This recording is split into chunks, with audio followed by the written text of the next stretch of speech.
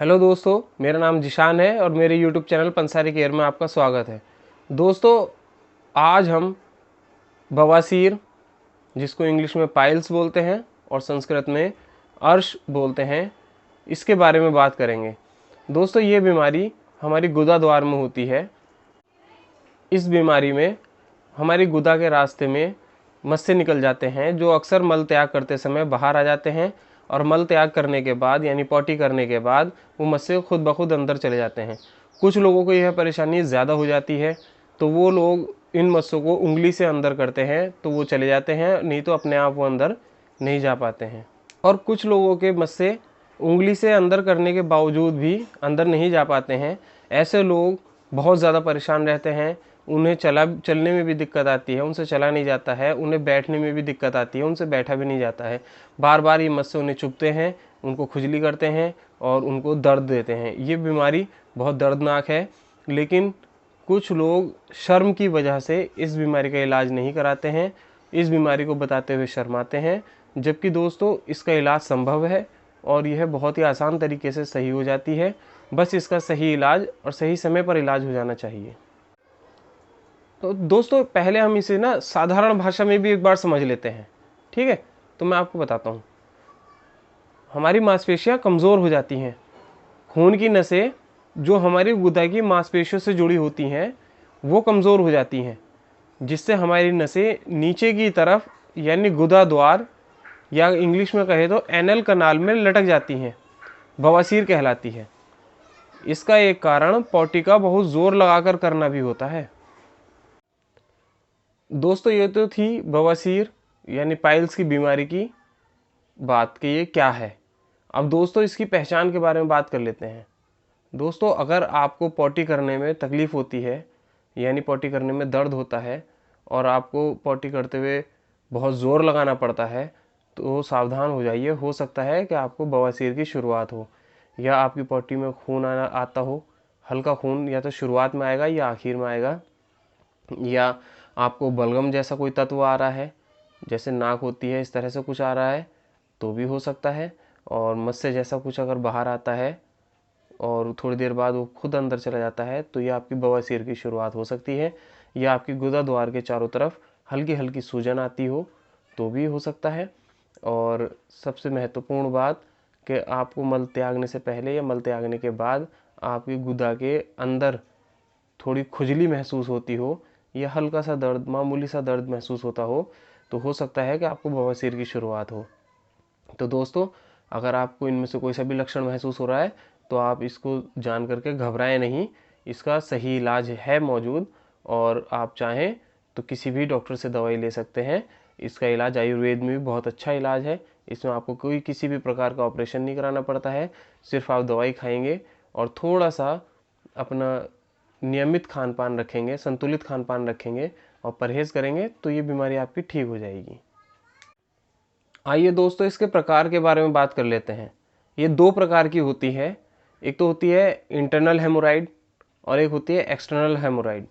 जो internal haemorrhoid होती है उसमें हम जब पॉटी करते हैं तो पॉटी करते वक्त हमारे गुदा द्वार से कुछ मस्से या गांठें बाहर आ जाती हैं और मल त्याग करने के बाद वो खुद ब खुद अंदर चली जाती हैं, या हम उन्हें उंगली से थोड़ा अंदर करते हैं तो अंदर हो जाती हैं। तो वो दर्द और खुजली बराबर करती हैं, तो इनको इंटरनल हेमोराइड बोलते हैं। और दूसरी जो होती है एक्सटर्नल हेमोराइड, इसमें हमारी गुदा के बाहर कुछ मस्से हो जाते हैं, जिसे हम खून का गुच्छा भी बोल सकते हैं। तो वो जब बाहर आ जाते हैं वो हमें दर्द देते हैं और खुजली करते हैं, और हम जब उसे उंगली से अंदर करते हैं तो वो उंगली से अंदर नहीं होते हैं, वो बाहर ही रहते हैं। इसको हम एक्सटर्नल हेमोराइड कहते हैं। आम भाषा में इसको हम खूनी बवासीर या बादी बवासीर भी बोलते हैं। दोस्तों, ये तो थी इसके प्रकार, यानी ये कैसी होती है, किस तरह की होती है। अब दोस्तों, जिन लोगों को ये बीमारी हो जाती है उनको तीन स्थिति में रखा जाता है। पहली, जिनको सूजन अधिक होती है, खून और मस्से पॉटी करते समय दोनों बाहर आ जाते हैं और खुद ब खुद अंदर चले जाते हैं, ये पहली स्थिति होती है और ये सबसे हल्की स्थिति होती है। इसका इलाज बहुत जल्दी हो जाता है, 2-4 बार दवाई खाने से ही हो जाता है। दूसरी स्थिति ऐसी होती है कि उसमें आपका सूजन भी होती है, खून और मस्से बाहर आते हैं, और उंगली से आप उसे अंदर करेंगे तो वो अंदर हो जाते हैं, वो दोबारा बाहर नहीं निकलते हैं, मल त्याग के समय ही बाहर आते हैं। अब तीसरी स्थिति ये होती है कि इसमें आपको दर्द भी होता है, मस्से भी बाहर आते हैं, खून भी निकलता है, और आप इसको, इन मस्सों को मल त्यागने के बाद अगर उंगली से अंदर करते हैं तो ये अंदर नहीं जाते हैं, ये बाहर ही रहते हैं। दोस्तों ये बहुत ही दर्दनाक होता है, इसमें बहुत दर्द होता है, खुजली मचती है, इंसान चल नहीं पाता है, ठीक से बैठ भी नहीं पाता है। ये तीसरी सबसे भयंकर स्थिति होती है। दोस्तों ये तो थी बवासीर बीमारी की पूरी जानकारी कि बवासीर बीमारी क्या होती है, इसकी क्या स्थिति होती है, इसके कितने प्रकार होते हैं और ये कैसे होती है। अब दोस्तों आइए इसके इलाज के बारे में बात कर लेते हैं। लेकिन दोस्तों इलाज के बारे में बात करने से पहले मैं आप लोगों से रिक्वेस्ट करता हूँ कि आप मेरे चैनल को सब्सक्राइब कर दीजिए, बेल आइकन को क्लिक करके उस पर ऑल नोटिफिकेशन पर क्लिक कर दीजिए और मेरी वीडियो को शेयर कीजिए, जिससे सारे दोस्तों को आपके पता चलता रहे और लोगों का भला होता रहे। तो चलिए दोस्तों अब इसके इलाज के बारे में बात करते हैं। दोस्तों उम्मीद करता हूँ आपने मेरे चैनल को तो सब्सक्राइब कर ही दिया होगा। अब मैं आपको 2-3 चीज़ें बता देता हूँ जो नॉर्मली हर आदमी को भी करनी चाहिए।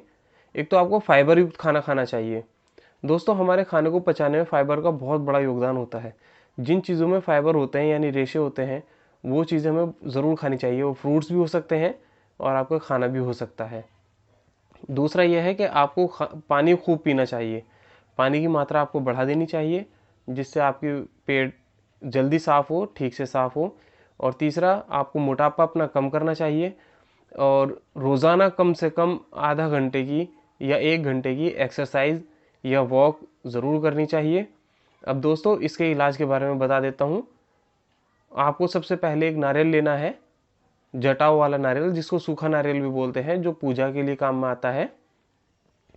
उसको जलाकर राख बना लें और 6 ग्राम की मात्रा में 1 कटोरी दही या आधा गिलास या 1 गिलास छाछ के साथ खाएं। ध्यान रहे दोस्तों दही या छाछ खट्टा ना हो, आपको मीठा लेना है, ताज़ा लेना है। और एलोवेरा जूस खूब पीना है। दोस्तों त्रिफला आता है एक, वो किसी भी पंसारी की दुकान से मिल जाता है, बहुत सी कंपनी के भी आते हैं। तो 5 ग्राम सुबह और 5 ग्राम शाम गुनगुने पानी से रोज़ाना खाएं। और एक और चीज़ आती है, आपको 3 से 4 ml अरंडी का तेल दूध में डालकर रोज़ पीना है और जो मस्से हैं आपके उन पे लगाना भी है। दोस्तों ये चीज़ें आपको रोज़ाना करनी है। इसमें से कोई सा भी एक नुस्खा आप चुन लीजिए और उसको रोज़ाना करना है और सब्र के साथ आपको करना है। धीरे धीरे आपकी बवासीर की परेशानी ख़त्म होती चली जाएगी इंशाअल्लाह। अब दोस्तों मैं जो दवाई बताने जा रहा हूँ वो अक्सर गांव में हमारे बड़े बुज़ुर्ग हुक्का पीते हैं। तो उस हुक्के में नीचे की तरफ जो पानी होता है जिससे गुड़गुड़ की आवाज़ आती है, उस पानी से हमें अपनी गुदा को दिन में 2 से 3 बार धोना है। और एक तेल आता है जात्यादि तेल, उसको हमें अपने मस्सों पे लगाना है। धोने के बाद जात्यादि तेल के मस्सों को लगाना है, तो इससे जो है मस्से आपके ठीक होते चले जाएंगे। अब अलग बता देता हूँ। 100 ग्राम सरसों का तेल लेना है और उसमें 10 ग्राम तंबाकू जो होता है उसके पत्ते पिसे हुए। तो 100 ग्राम तेल सरसों का और 10 ग्राम तंबाकू के पत्तों का चूर्ण, इसको छान कर सरसों के तेल में मिक्स कर लें और इसे बवासीर वाले स्थान पर यानी अपने गुदा द्वार पर या गुदा द्वार में अगर मस्से बाहर हैं तो उन पर लगा लें। तो धीरे धीरे जाते जाते ये बीमारी ठीक हो जाएगी। अब तीसरे बताता हूँ। जिन लोगों को खूनी बवासीर होती है उन्हें 1 लीटर पानी में 10 ग्राम शुभ्रा भस्म लेनी है और उसमें 1 लीटर पानी में घोल लेनी है और दिन में 2 से 3 बार 4 बार जितनी बार चाहें वो बार बार धो सकते हैं। तो उससे उनके मस्से ठीक हो जाएंगे, सूख जाएंगे और वापस अंदर पहुंच जाएंगे। अब 2-3 चीज़ों का नुस्खा बता रहा हूँ, आ चाहो तो लिख सकते हैं। इसमें आपको विदारी कंद लेना है 8 तोला, चित्रक मूल लेना है आपको 4 तोला, सौंठ लेनी है आपको 2 तोला, काली मिर्च लेनी है आपको 1 तोला। अब इन सब चीज़ों को पीस कर छानना है आपको एक कपड़े में। इन सबको पीस कर छान कर कपड़े छन कर लेना है और 7 तोला गुड़ के साथ आपको इसे मिला लेना है और फिर इसकी चने के आकार की छोटी छोटी गोलियां बना लेनी है जिससे आप आसानी से खा सकें। तो 2 गोली सुबह, 2 गोली शाम और 2 गोली दोपहर, तीनों टाइम आपको ये 2-2 गोलियां खानी है। दोस्तों अब एक चीज़ आती है रीठा। इसका छिलका लेकर के हमें जलाना है और उसकी राख बना लेनी है और उसमें सफ़ेद कत्था, जिसको हम पपड़िया कत्था भी बोलते हैं, वो लेना है। दोनों को 1-1 तोला लेना है और इसको दोनों को पीसकर चूरा बनाकर साफ़ सुथरी जगह पर किसी कप में या किसी डिब्बे में रख लें और इस योग को 3-3 माशा की मात्रा में सुबह शाम मक्खन या मलाई के साथ खाने से खूनी बवासीर में बहुत लाभ मिलता है। अब एक चीज़ आती है भांग के पत्ते, बिनौले के बीजों की गिरी और रसौत, तीनों को 3-3 माशा लेना है। अब गुलाब के अर्क में मिला लेना है और इनको पीसकर मस्सों पर लगाना है। अब इसके अलावा एक और बता देता हूँ आपको, रीठे का छिलका लेना है जलाया हुआ। और दोस्तों हमारे पास में एक पेड़ होता है बकायन की पेड़, उसके बकायन की बीजों की गिरी लेनी है हमें और सफ़ेद कत्था लेना है। तीनों चीज़ें 1-1 तोला लेनी है। इसमें लौह भस्म मिलानी है 6 माशा और सभी को एक बहुत ही बारीक खरल कर लें, बहुत बारीक पीस के चूर्ण बना लें जैसे मैदा होती है। अब 1 माशा लेना है हमें 1 छटाक मक्खन, यानी 60 से 70 ग्राम मक्खन में मिलाकर सुबह शाम खाना है। अगर खूनी बवासीर है तो वो एकदम ठीक हो जाएगी। अब दोस्तों मैं आपको एक फ्री की दवाई बताने के लिए जा रहा हूँ। आपको हंसी भी आएगी और थोड़ा गंदा सा भी महसूस होगा, लेकिन ये बहुत कारगर दवाई है। इसके लिए आपको जब भी आप पेशाब करने जाएं, यानी अपने यूरिन डिस्चार्ज करने जाएं, तो आपको अपने टॉयलेट को किसी कटोरी में या किसी बर्तन में ले लेना है या आप गिलास में ले सकते हैं।